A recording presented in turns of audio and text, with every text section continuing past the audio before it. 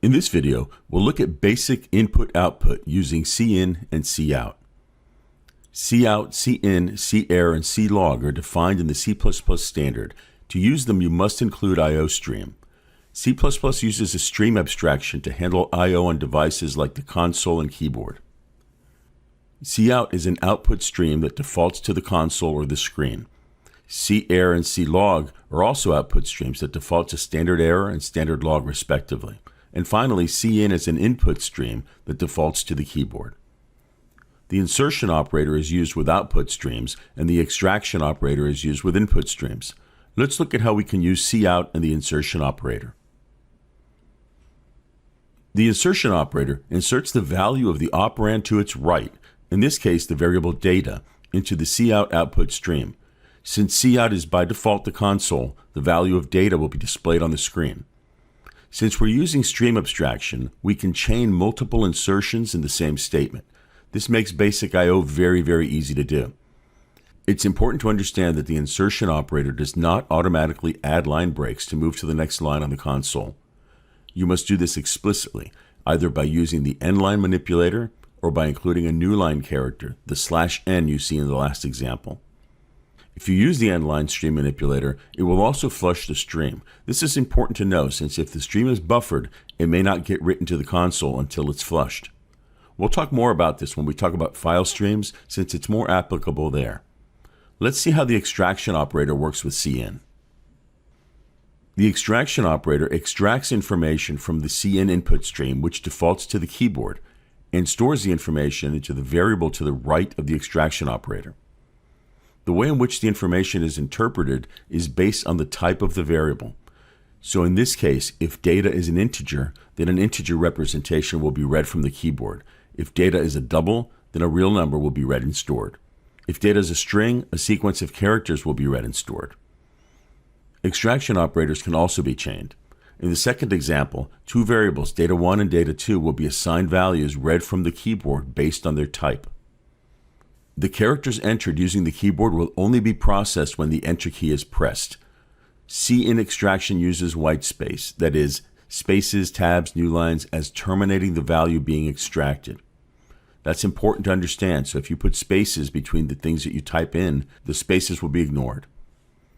It's possible that the extraction operator could fail. For example, suppose you want to read an integer and the user enters my name Frank. In this case, the operation fails and the data will have an undetermined value. Cin extraction is very easy and useful. However, we'll later learn about other methods we can use with cin that give us more control over the data that's being input.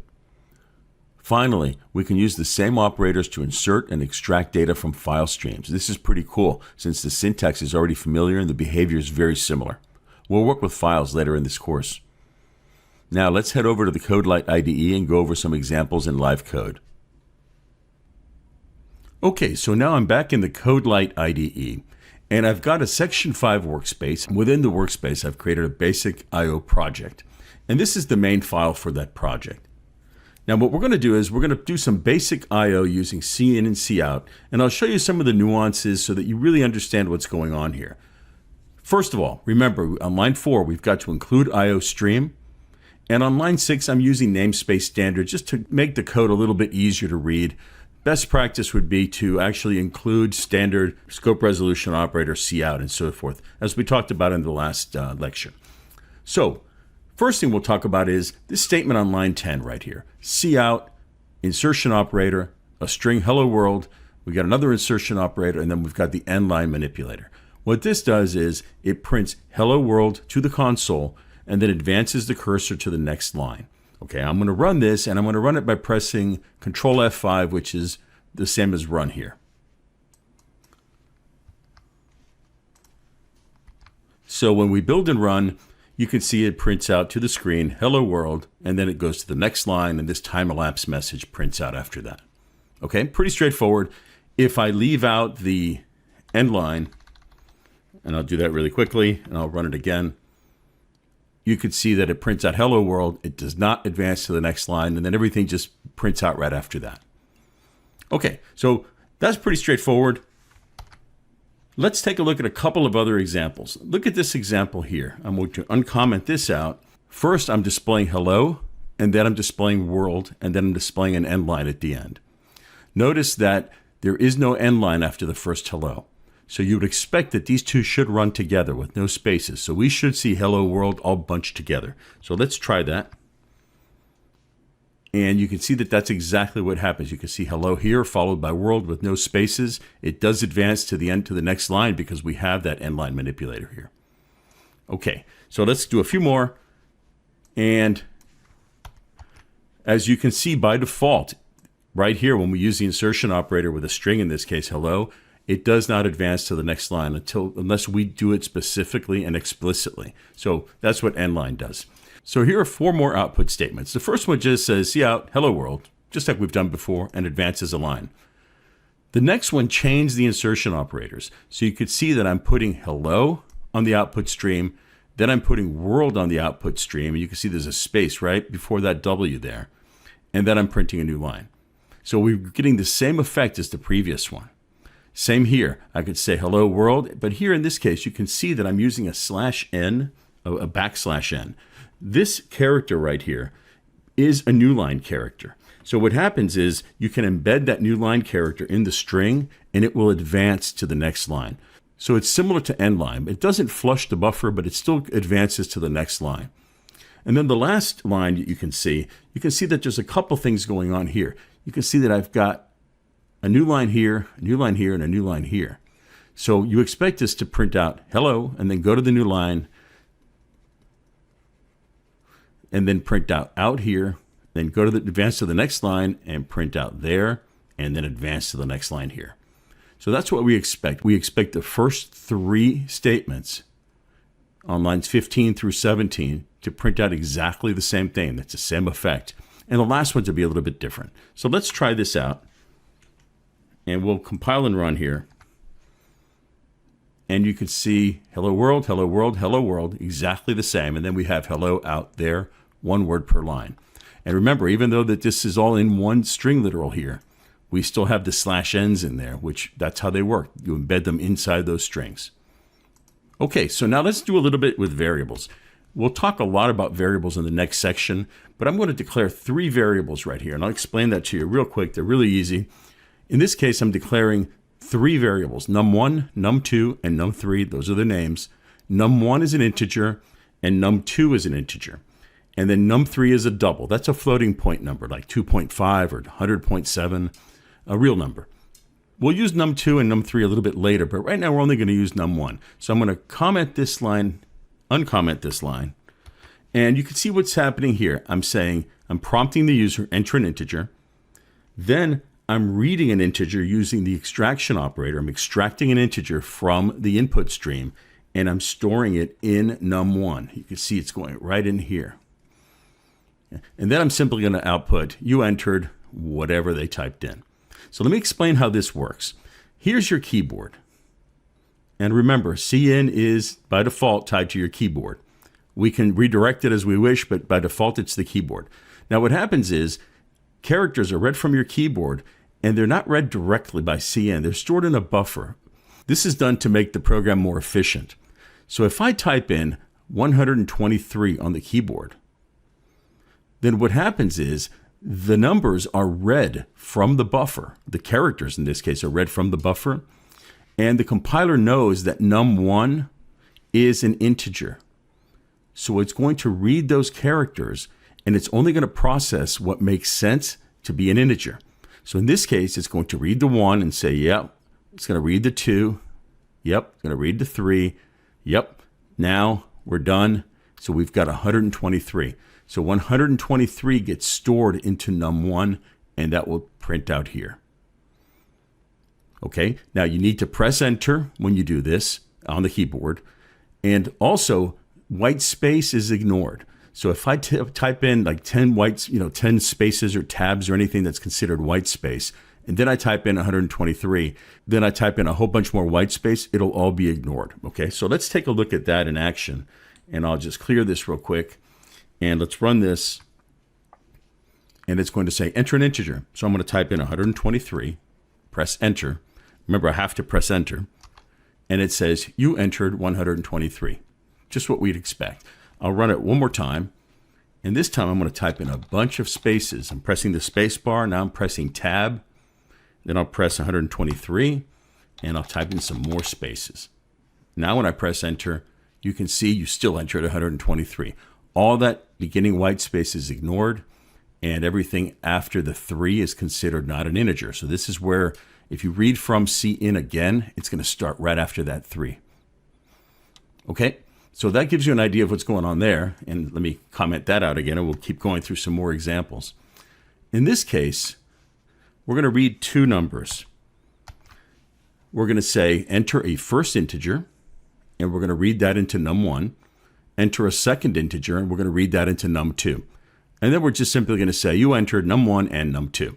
Remember, in this case here, num1 and num2 right here will be replaced by whatever values the user typed in. Okay, so let's do this. Let's run this one and you'll see it's exactly what you would expect.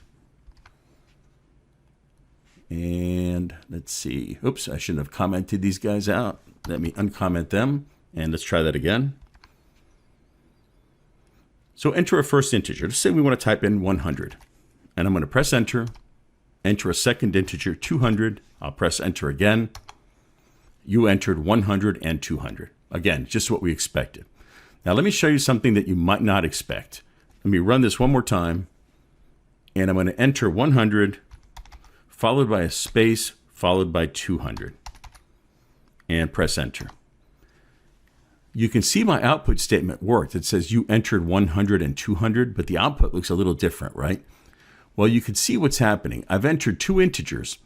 So what happens is when I read those integers from the standard input, right, via the extraction operator, it's going to grab both of them. It's not going to wait because it's got both of them in there already. So it's not going to wait for me to press enter 2 times because it's got them in there. Let me show you what that looks like so you can better understand it.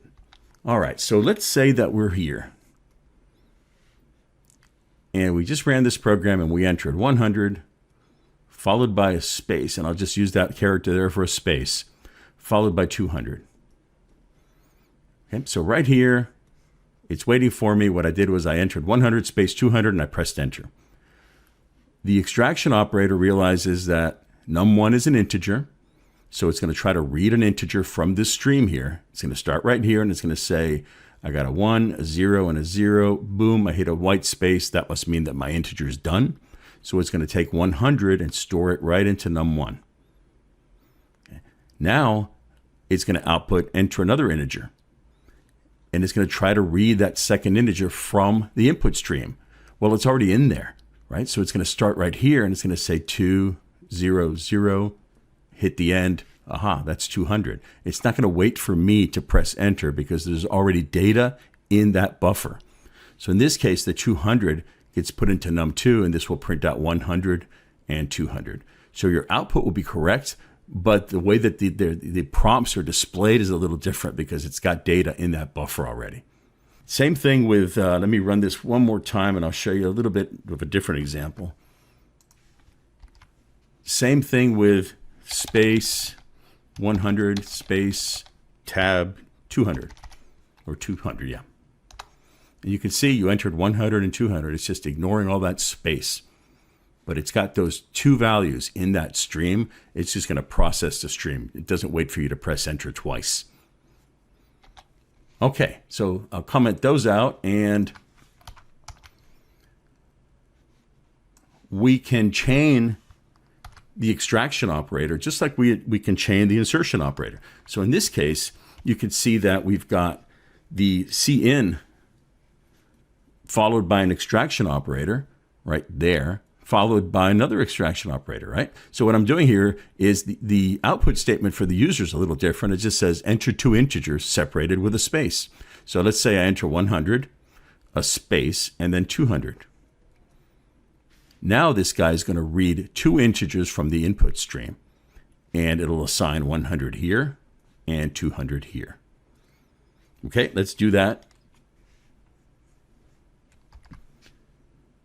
And you can see right here, enter 2 integers separated with a space. Remember, I could put leading spaces too if I want, but in this case, I'll just say 100 space 200.